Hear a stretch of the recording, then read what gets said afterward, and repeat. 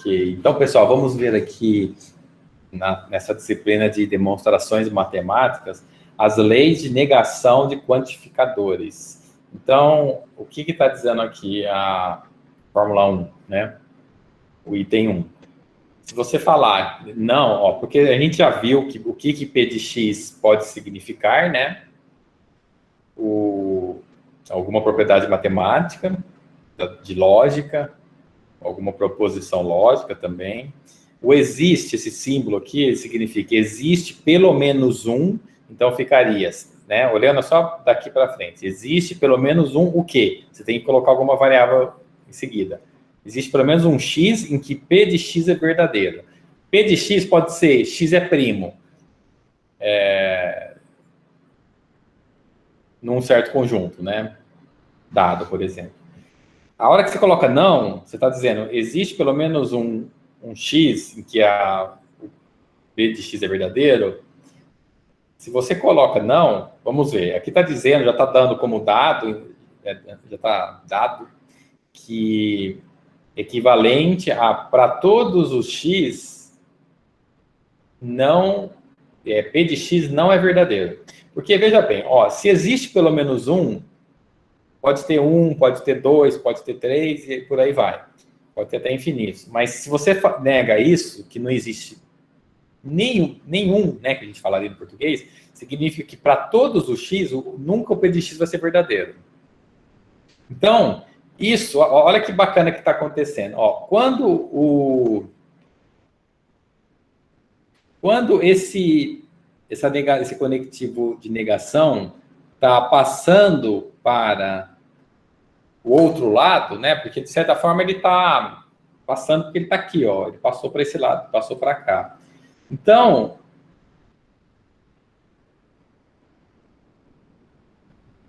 o existe virou para todos.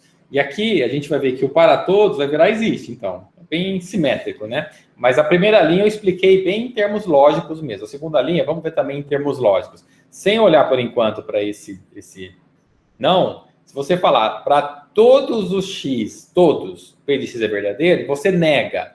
Então, se é falso que para todos os x a propriedade P vale, é porque existe pelo menos um em que a propriedade é falsa. Porque aqui você está negando tudo, porque a negação está antes do para todos. Então, se é falso que para todos os x P de x é verdadeiro, é porque existe pelo menos um em que o P de x é falso. É isso que está querendo dizer. Veja se entendeu, pergunta. Se não entendeu, pergunta. Se tiver alguma outra ideia. Alguém quer fazer alguma pergunta? Professor, se ele fala que é para todos, então por que existe apenas um? Existe pelo menos um, né? Posso dar um exemplo, se você deixar? Claro, pode falar. Antes, assim, nós começamos uma aula de lógica, eu estava pensando nesse exemplo aqui. Digamos que todos nessa sala são homens. Essa afirmação, que todos nessa sala são homens.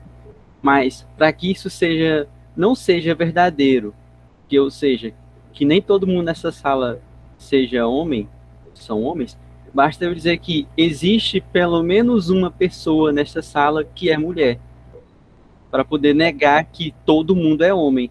Uhum. Não homem, né? Exatamente. Necessariamente não precisa ser que todos sejam mulheres, para que não seja verdade que todos sejam homens. Basta que uma seja mulher, uma pessoa. Exatamente, perfeito. Quer ver? Eu vou tentar, de repente, também. Vamos supor que você tem esse conjunto aqui e esse conjunto. Já que esses aqui são os homens, aqui as mulheres.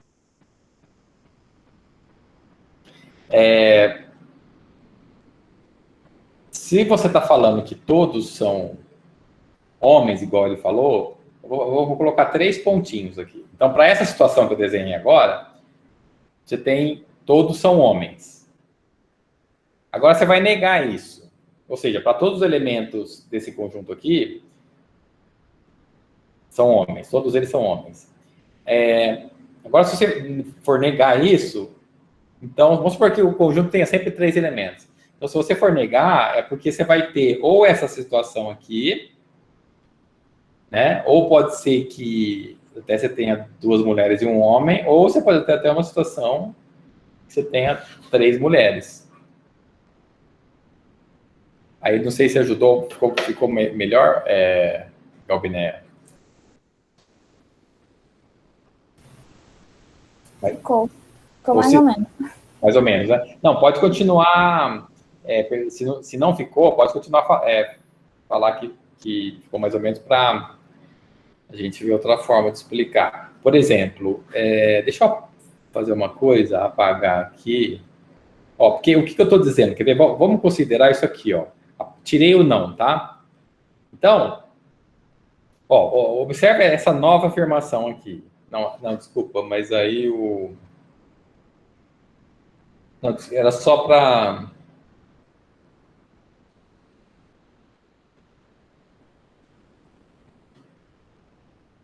Não, tudo bem. Na verdade, é para olhar só a esquerda aqui. Se você falar para todos os x, P de x é verdadeiro, é porque deu o exemplo, né? De homens e mulheres. Você podia pegar um exemplo de fruta, laranja e abacaxi. Numa sacola, todos os elementos são abacaxis.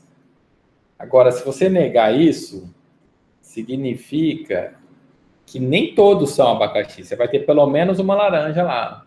E você está negando todos os elementos dessa caixa são abacaxi. Você está negando, é falso que todos sejam abacaxi. Se isso é falso, é porque tem pelo menos uma fruta diferente ali. Então, existe pelo menos um que não é abacaxi. Deixa eu ver o que está falando aqui. Mais abaixo, que de repente pode ajudar também. No item 1, o lado esquerdo, não existe pelo menos um x em que P de x é verdadeiro. Não existe pelo menos um em que P de x é verdadeiro. Ainda em 1, mas o lado direito está dizendo, para todos os valores de x, P de x é falso. Até aqui está batendo com o que eu expliquei, né? Eu expliquei desse jeito. 3 e 4 são equivalentes, porque se você ler, não existe pelo menos um que P de x é verdadeiro, não existe nenhum que é verdadeiro. Quando a gente fala não existe pelo menos um, no português a gente fala normalmente assim, não existe nenhum. Fica meio... mas é uma coisa do português que você fala, não tem nenhum. Mas está querendo dizer, não existe pelo menos um. É a mesma coisa que falar todos são falsos. Para todos os valores de x, P de x é falso. Então, 3 e 4 são equivalentes. Por isso que essa parte esquerda de 1 é equivalente à parte direita de 1. Em 2,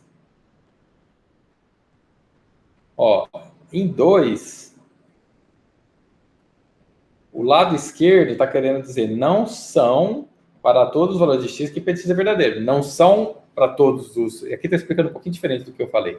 Não são para todos os x em que P de x é verdadeiro. Então, se não são para todos, é porque existe pelo menos um em que P de x é falso. E esse pelo menos um, você não sabe se é 1, se é 2, ou se chega a ser até todos. Pode ser que seja falso para todos, mas não dá para como... Não tem essa informação, você não consegue extrair da equivalência 2. Agora eu entendi. Agora, entendeu ou não entendeu? Agora ficou melhor. Sim, não. Se tratando de conjunto, seria maior ou igual a 1 e menor ou igual que o último elemento do conjunto, né? Existe pelo menos um que não satisfaça. Pode ser que seja 1, 2, 3 ou todos. Tem que ver com cuidado esse exemplo. Se você quiser dizer que o P de x seria x maior ou igual a 1, a gente teria que ver isso com cuidado aqui, rabiscando um pouco, só para não... De cabeça assim, eu não sei se eu sei fazer. Sem errar, né? Mas só o lado direito de 2, eu achurei aqui, mas, então, assim, querendo dizer, o não, quando ele passa pelo existe x, ele passa para o outro lado aqui, né, nitidamente, é uma operação legítima aqui, e o existe vira para todos. Quando o não passa o para todos, vira existe, acabou. Você memoriza essa regra, que é fácil de memorizar, porque o não, o sinal negativo, ele sempre muda as coisas, né? A gente encara o não como se fosse um sinal negativo em algumas situações. Então, na hora de fazer equivalências, a gente vai fazer muito isso. Você vai ter que, às vezes, passar por dois, porque pode ter um para todos, um existe, e um não aqui. Né? Pode ter que... Ele pode... Eu vou escrever isso que eu vou falar aqui embaixo. Mas, só para olhar, por fim, aqui, ó, o lado direito, significa, existe pelo menos um X em que precisa ser falso. Essa aqui está do mesmo jeito que eu expliquei. E aí, 6 e 7 são equivalentes. Deixa eu só escrever aqui o que eu estava querendo dizer, ó. Que você pode chegar a ter essa situação aqui. Se você tiver não para todos os X, existe pelo menos um Y em que P de XY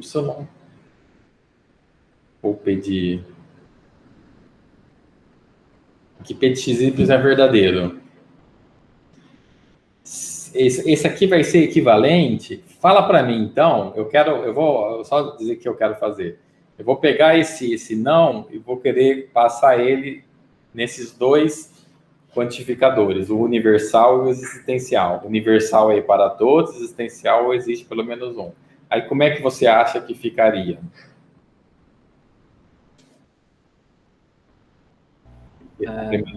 Vai ficar...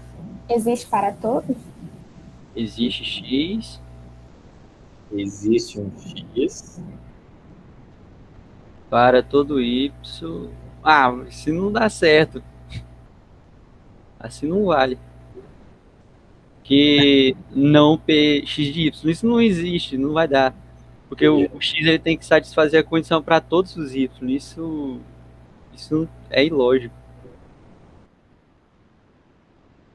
Não, mas é que você não sabe o P, o que é o P, né? A gente não definiu aqui o que é o P.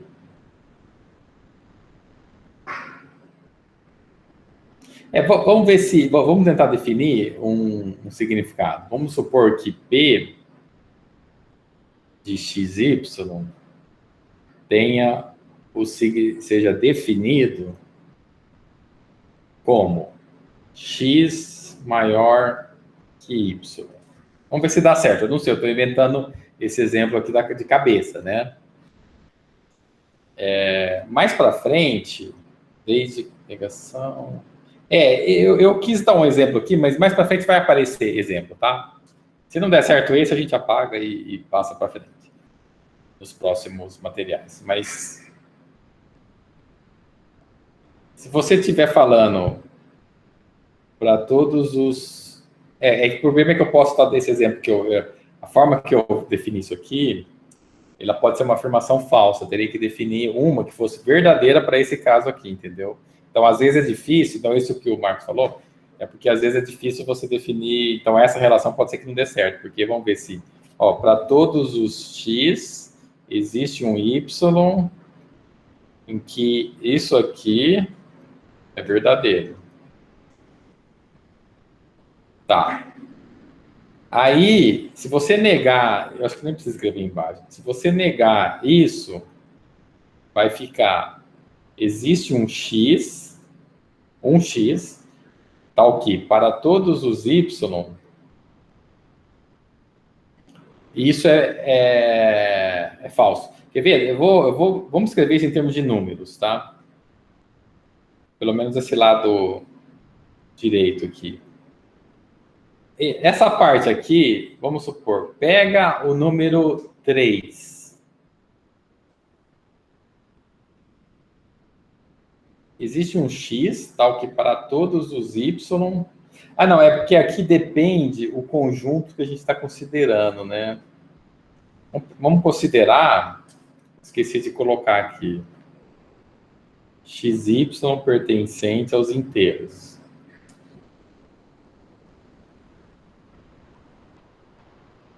Existe um X, vamos supor, peguei esse 3 aqui, tal que para todos os Y,